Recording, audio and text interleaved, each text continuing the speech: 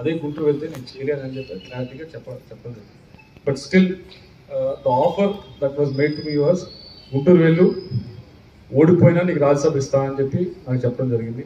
రాజ్యసభ వద్దు, గుంటూరు వద్దు అని చాలా స్ట్రైట్ ఫార్వర్డ్గా నేను చెప్పడం జరిగింది. ఎందుకంటే రాజ్యసభ ఇవన్నీ కూడా అన్ని ఆఫ్టర్ థాట్స్, వాటి గురించి మనం ఇప్పుడు ఆలోచించి టైం వేస్ట్ చేసుకుని అనవసరం అని చెప్పి నేను చెప్పడం జరిగింది. దాని తర్వాత చివరికి ఇదంతా అయిన తర్వాత మా ఎమ్మెల్యేస్ అందరూ వెళ్ళి అడగటం జరిగింది, లేదండి ఉంచాలి అది ఇదని.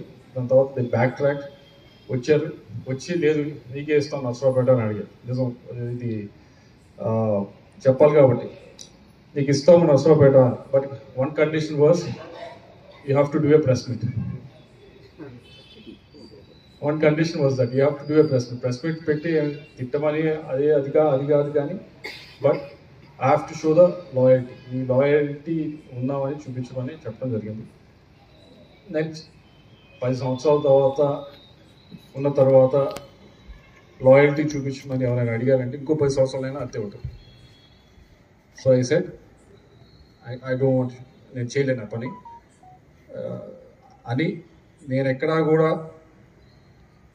చెప్పడం జరిగింది. చెప్పిన తర్వాత ఎక్కడా కూడా చాలా సామరస్యంగానే నేను చెప్పాను, నేను చేయలేనండి ఇది, మీరు అడుగుతూ ఉంటే మీరు ఒకవైపు పాత్రలు వెళ్తాను, నన్ను వదిలేండి, నేను ఇంకో పాత్ర నేను వెళ్తాను.